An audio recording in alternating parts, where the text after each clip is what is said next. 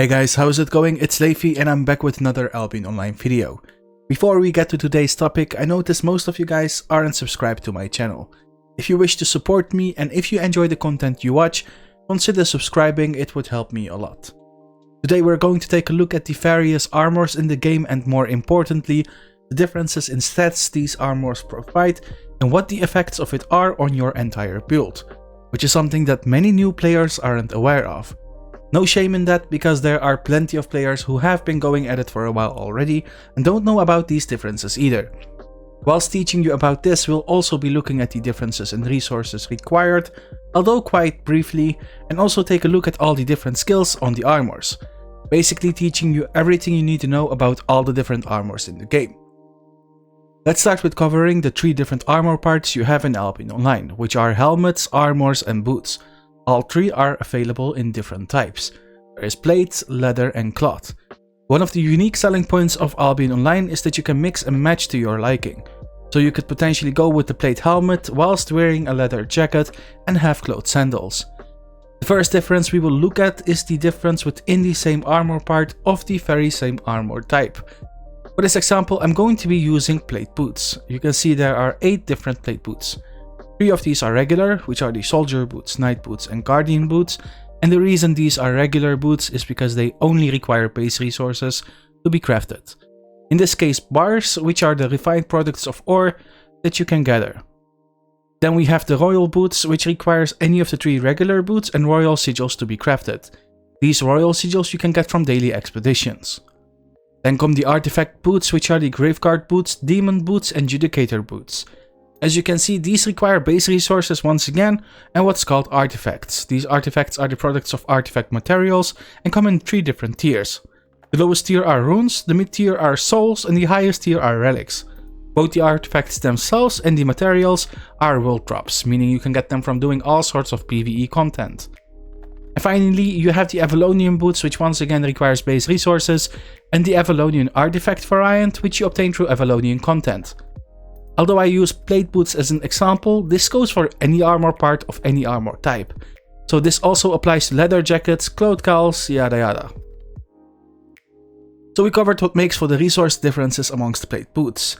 Now what about the skills on them? On all the plate boots you have 3 different skills. You will notice 2 of these skills are the same amongst all the plate boots. The first one is run, which is universal to all the boots in the game, no matter their type. You will find the run skill on all the plate boots, all the leather shoes and all the cloth sandals. The second skill is shared within the type. In this case, it's the rejuvenating sprint you can only find on the plate boots. Just like that, the leather shoes also have their shared skill, refreshing sprint, and so does the cloth sandals with the energetic sprint.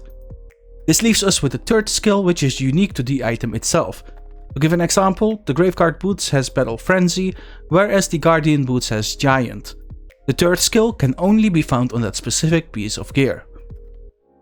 On the chest pieces and the helmets, this is the same, in which all the chest pieces once again have a universal skill, a skill shared within the type, and a skill that's unique to that specific piece of gear. As for the passives, these are always the same on the various parts, meaning the helmet, chest piece and boots have the very same passives. But these are unique to the different types, so if you look at the Quick Tinker passive, which reduces your cooldowns, you will find it on leather hoods, leather jackets and leather shoes. But you won't find this very same passive on any of the cloth or plate pieces. Cloth and plate have their own unique sets of passives. One thing you also need to know is that not all the passives are available on all of the lower tiers. The only passive that is shared amongst the different types is Courier, which can be found on any boots and increases your maximum carry load. Let's return to the plate boots since we aren't done covering the differences in that alone yet. And this part is what's being overlooked the most by players, which are the stats on a specific piece of gear. Amongst the various plate boots, the stats vary. If we look at the regular boots, we can see the stats are the same amongst all 3. And as we go up, meaning we go to royal boots, we already see that these stats increase. The royal boots and rune artifact boots provide equal stats, and as we move to soul artifact, relic artifact and Avalonian, these stats keep increasing.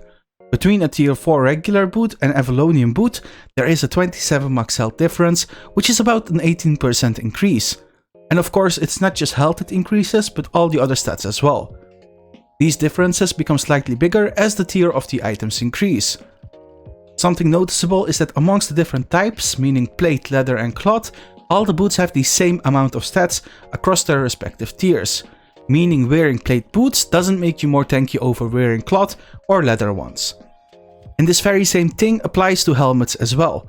Wearing plate helmets over leather or cloth doesn't give you more stats or make you more tanky either. Now comes the interesting part, which makes for all the differences, which are the armor parts or chest pieces, to not cause any confusion. This is what makes for all the differences in stats and is what shapes the outcome of your entire build. When we click on the knight armor and scroll down, we see way more stats than we saw on any of the helmets or boots. This time around the stats are even more diverse, in which even the regular armors, meaning the soldier armor, knight armor and guardian armor, also have very different stats from each other. You can see the guardian armor is a real tank armor because it provides the highest defense amongst the 3 regular armors. It also has the most magical resistance, CC resistance, health regen bonus and even the longest CC duration. If you then look at the knight armor and compare it, you see that these stats are slightly lower. But in return the knight armor gets a bunch of bonuses to physical and magical attack and ability. These defensive stats decrease even more with the soldier armor, but the offensive bonuses are even higher than that of the knight armor. All of these stats are completely different amongst the various plate armors, but what the plate armors do have in common is that they are more inclined towards having higher defensive stats and lower offensive stats, meaning they are most likely to be used by tanks or players who want to have a tanky build. If we then go to the leather jackets, we can see the defensive stats are overall less than of the plates, but the offensive stats are noticeably higher. Once again, these stats vary from leather jacket to leather jacket, in which some have higher offensive stats and lower defensive stats, and the other way around. These jackets will most likely be used by bruisers, assassins and hunter types, since it provides a middle ground where you have both offensive as well as defensive stats.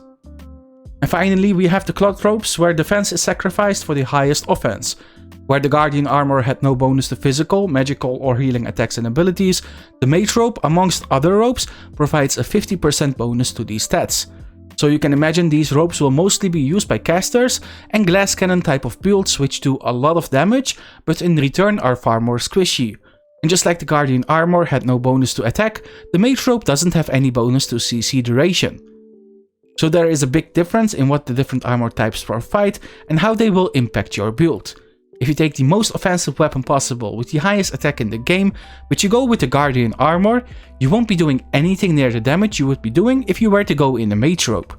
At the same time, you can go with the weapon that has the longest stun in the game, but if you are in a cultist robe, you won't stun the enemies nearly as long as you would in a soldier armor. Therefore, putting your build together is not only a matter of what skills you want to have available to you. You also need to consider the differences in stats, as your skills will directly be impacted by these stats. Something I see beginners ask very often is what full plate build is the best for solo dungeons, because they want to become tanks. Now you know exactly why a full plate build is not the way to go, and if you ever see someone ask this question, you can explain to them exactly why.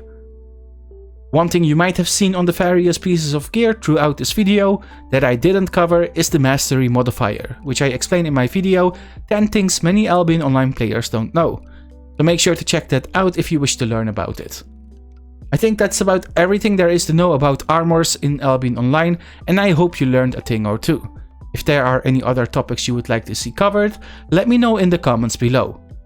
As always, I wish you good luck in your adventures. Have a good one and I'll see you next time.